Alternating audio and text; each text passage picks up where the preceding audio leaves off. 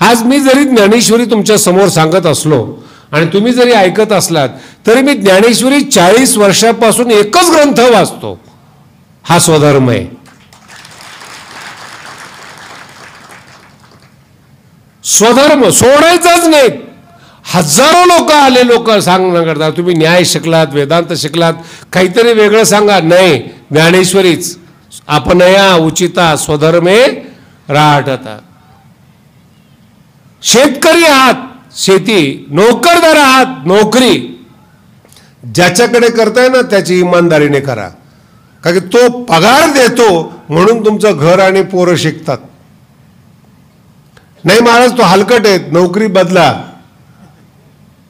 क्षमता असेल तर. नाही तर जिथे सगळेच तसे, त्यांना पण पैसे कमवायचेत ना. तुम्हाला देण्याकरता त्यांनी पैसे आणले पाहिजेत आणि त्यांनी आणण्याकरता तो फायद्यात असेल तर कंपनी चालवेल. स्वधर्म शब्दाचा अर्थ वर्तमान काळातले धर्म हा शब्द नाहीत. जगातला प्रत्येक मनुष्य, मला एक सांगा, मुस्लिम असेल, ख्रिश्चन असेल, हिंदू असेल, कोणाला पैसा नकोय, कोणाला कल्याण नकोय. धर्म कोणताही असो, सगळ्याला कल्याण पाहिजे, सगळ्याला आनंद पाहिजेत, सगळ्याला समाधान पाहिजेत. ज्ञानोबा सांगतात आपलं कर्म चोख पार पाडा, झोपताना तुम्हाला आपोआप झोप येऊन तुमची सेवा करेल. चोख कर्म करा आणि चोख काही असू द्या. आता समजा मी ज्ञानेश्वरी सांगतो, हे माझं कर्म आहे, माझा स्वधर्म आहे ज्ञानेश्वरी. उद्या मी ज्ञानेश्वरी सोडून वैद्यकीय तपासणी करू नये. बीपी कसा नीट करायचा, शुगर कशी नीट करायची, माझं काम नाही ते. तो परधर्म झाला. अर्थ कळाला तुम्हाला. आणि परधर्मो भयावह, भगवान श्रीकृष्ण सांगतात तुमचं कर्म सोडायचं, दुसरीकडे जायचं जमतच नाही. तुम्हीच नाही महाराज, त्रास होतो, होऊ द्या. निवडताना स्वातंत्र्य आहेत, कर्म निवडताना स्वातंत्र्य आहेत. एकदा निवडलं ना कर्म, शेवटपर्यंत गेलं पाहिजेत. आणि दुसरीकडे गेलं ना, ज्ञानोबांचं दृष्टांत फार सुंदर आहे. विनोद पण आहेत ज्ञानोबांच्या दृष्टांतामध्ये आणि सुंदर पण आहेत. एक कुलीन स्त्री, शब्द व्यवस्थित आहे का, भटकणारी स्त्री नाही, भटकणारा पुरुष नाही, कुलीन स्त्री.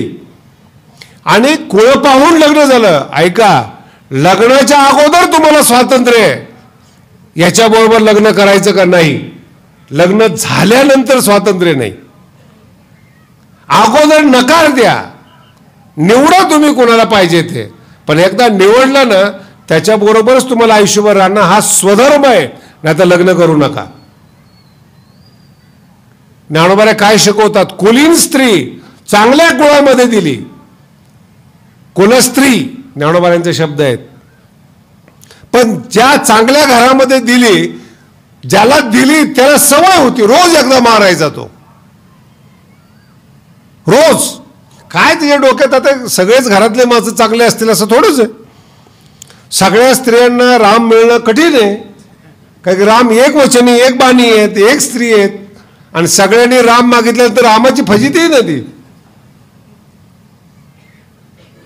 सगळे रामासारखे नाहीत, सगळे रावणासारखे नाहीत. अनंत स्वभावाची माणसं आहेत. कुलीन स्त्री रोज मरता, कंटाळली. कोणीतरी प्रार्थना करणारा पुरुष होता. वाटलं त्याला आपण थोडंसं दुसरं लग्न करावं.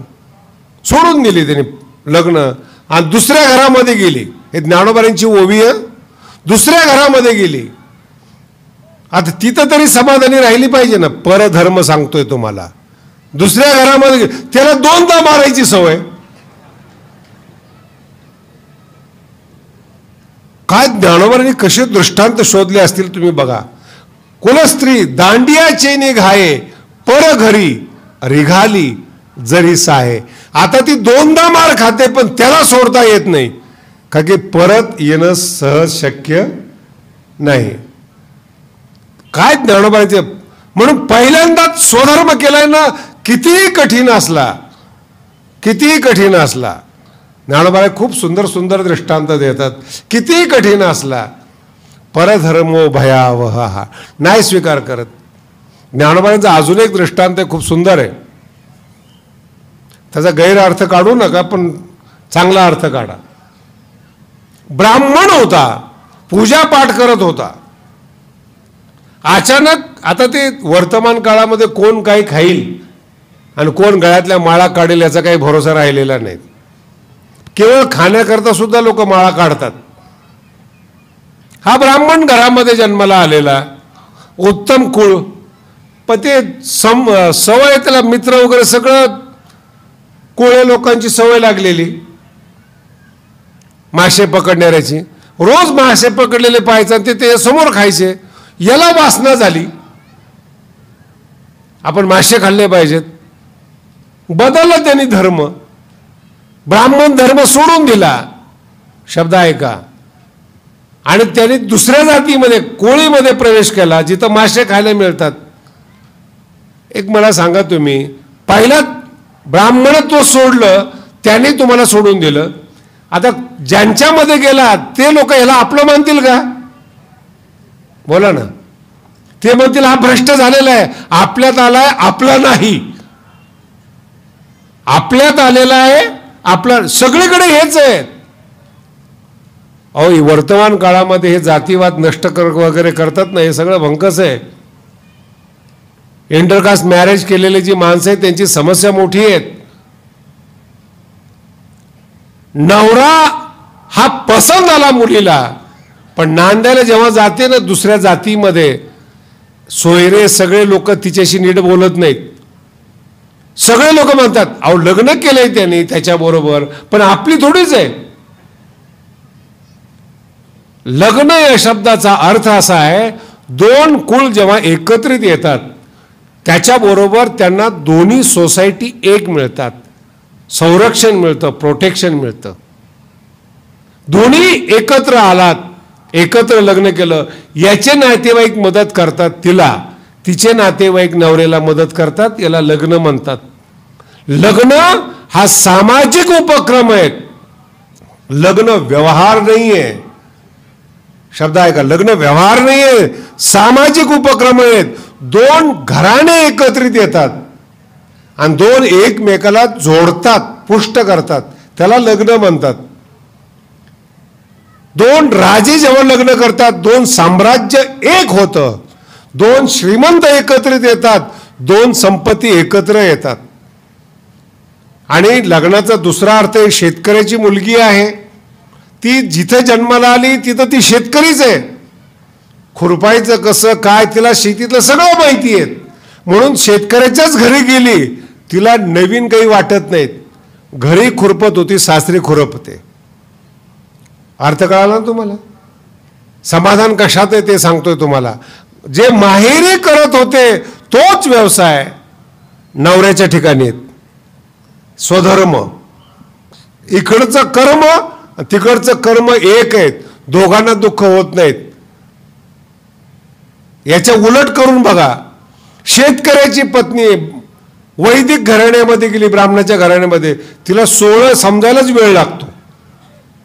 स्वयंपाक कसा करायचा, सोहळं काय असतं, वैदिकता काय असते कळत नाहीत. परधर्मो भयावहा, माशा लागी भुलला, ब्राह्मण पान बुडारी घाला, ज्ञानोबांनी ओवी दिलेली. म्हणून परधर्मात जाता येत नाही, स्वधर्म.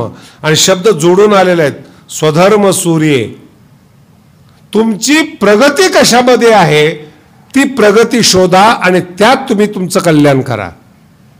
स्वधर्म सांगत असताना तपश्चर्या सांगितली नाही, हे लक्षात ठेवा. संसार सोडून जा असं सांगितलेलं नाही. तुम्ही जिथे आहात तिथे ते कर्म करा आणि भगवंताची उपासना करा. हा ज्ञानेश्वरीचा सगळ्यात मोठा सिद्धांत आहे. कर्म करून परमात्मा प्राप्त होतो हे ज्ञानोबा आपल्याला शिकवतात. कर्म करू ना, स्वधर्म कर्म करून ईश्वर प्राप्त होतो. तुम्ही वाचा, सगळे ज्ञानोबांचे सहकारी वाचा. ज्ञानोबांच्या बरोबर जेवढी मित्रमंडळी होती सगळे संसारातले होते. गोरोबा काका असतील, सावता महाराज असतील, नरहरी सोनार असतील, चोखोबाराय असतील, नामदेव महाराज असतील, सगळ्यांचा अभ्यास करा. माऊलीच्या सहवासात आहेत. संसार माऊलींनी सोडायला लावला नाहीत. स्वधर्मात राहा. आणि कर्मातून ईश्वराला प्राप्त करा. हे एवढं मोठं प्रकरण आहे ज्ञानेश्वरीमध्ये. स्वे स्वे कर्मण्यभिरतः इथून ते प्रकरण सुरुवात होतं. आणि क्रमयोगी कसा कर्म करत करत देवाच्या प्रकाशापर्यंत प्राप्त होतो याच्या 200-250 ओव्या आहेत. मोठं प्रकरण आहे ते. स्वे स्वे कर्मणी अभिरतः. आणि इथे एक सुंदरता आहे ज्ञानोबांच्या शब्दामध्ये, खूप सुंदर विषय हा.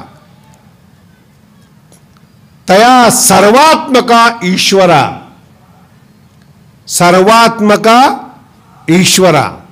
आणि पसायदानाची सुरुवात आहे, आता विश्वात्मके. दोघांचा अर्थ एक आहेत, शब्द दारिद्र्य नाही, म्हणून 2 ठिकाणी 2 शब्द वापरलेत. आपल्याकडे शब्द दारिद्र्य आहेत, सगळीकडे एकच. आपण शब्द बदलता येत नाही आपल्याला. ज्ञानोबराय शब्दांची श्रीमंती ज्ञानोबरायकडे. सर्वात्मका ईश्वरा आणि विश्वात्मके देवे, दोघांचा अर्थ एक आहे. आणि विश्वात्मक देवाला प्रसन्न करा, सर्वात्मक देवाला प्रसन्न करा. काय करा? तया सर्वात्मका ईश्वरा स्वकर्म कुसुमांची वीरा. हे जे माझ्या समोर फुलं ठेवलेत ना, हे कर्माची माळ तयार करा असं ज्ञानोबराय सांगतात. कर्माची, चांगल्या कर्माची. कुसुम, सुकुसुम, सुमन. तया सर्वात्मका ईश्वरा स्वकर्म कुसुमाची वीरा. पूजा केली होय अपारा तोषा लागी. उत्तम कर्म करा, भगवंत प्रसन्न होतात. हा ज्ञानेश्वरीचा कणा आहे, कणा. ज्या कीर्तनकाराला, ज्या महाराजाला, ज्या संसारिकाला उत्तम कर्म करता येत नाही, त्याला ईश्वर प्राप्तीचा अधिकार नाही. ही ओवी शिकवते आपल्याला. कर्म देवाच्या प्रसन्नतेसाठी करायचे आहेत, समाज प्रसन्नतेसाठी कर्म नाही करायचं. तुमची प्रसन्नता काय सांगायचं महाराज? तुम्ही चांगल्या चांगल्याला बाद करून टाकलंय. मागचे हिरो आठवा, काय गर्दी व्हायची त्यांच्या पिक्चरला. काही नाटकं फुल चालायचे, हाऊसफुल चालायचे. काही आज ती लोक जिवंत आहेत. ज्यांनी डोक्यावर घेतलेले त्यांनीच पायदळी तुडवलेत. मग ते राजकारणी असतील, नेता असतील, अभिनेता असतील, व्यापारी असतील. समाज प्रसन्नते करता नाही. सर्वात्मका ईश्वरा, त्याची पूजा अपारा तोषा लागी होय. आणि भगवंत, बघा, भगवंत जेव्हा प्रसन्न होतात. ज्ञानेश्वरीचे इतके विचित्र सिद्धांत आहेत, हे आपल्या लक्षात येत नाही. आपलं नशीब आहे असं समजा, कसाही परमार्थ करताय तुम्ही. या जगात ज्ञानोबराय सांगतात, एकाकडेही वैराग्य नाही, एकाकडेही वैराग्य नाही. वैराग्यवान दाखवतात, वैराग्यवान नाहीत. केवढा मोठा सिद्धांत आहे ज्ञानोबरायांचा पहा. एकाकडे म्हणजे महाराज त्यागी आहेत, त्यागी असतील, नाही कळालं? त्यागी आणि वैराग्यवान यातला खूप मोठा फरक आहे. त्याग म्हणजे काय? कोणीही त्याग करतं. तुमच्याजवळ साप आणून ठेवला, घ्याल का हातामध्ये? मग तुम्ही त्यागीच आहेत ना. विस्तव आणून ठेवला, नाही, त्यागी आहेत. जे आवडत नाही त्याचा त्याग आहे. जे चांगलं आहेत, कठीण असून तुम्ही आचरण करत नाहीत, हा भेकडपणा आहे. हीच गीता आहे. अर्जुना, अगोदर ठरवायचं होतं युद्ध करायचं का नाही, आता मान गुंतवली युद्धामध्ये, मागे हटता येत नाही. तत्वज्ञान ऐकल्यानंतर युद्ध करायला लावलं, याचं नाव आहे गीता. माळ घालून कर्म सोडायचं नाहीयेत, माळ घालून उत्तम कर्म करायचे. ज्ञानोबरांची ओवी सांगतो, उचित कर्मे आघवी. शब्दांचा प्रयोग लक्षात ठेवा. उचित कर्मे आघवी, तू आचरोनी मज अर्पावी. मग देव प्रसन्न होतो. आणि भगवंत जर प्रसन्न झाला ना, वैराग्य सिद्धी देईजे पसायतया. पसाय, पसाय दानावर चाललेलं आहे आपलं. पसायतया, वैराग्य सिद्धी देईजे पसायतया.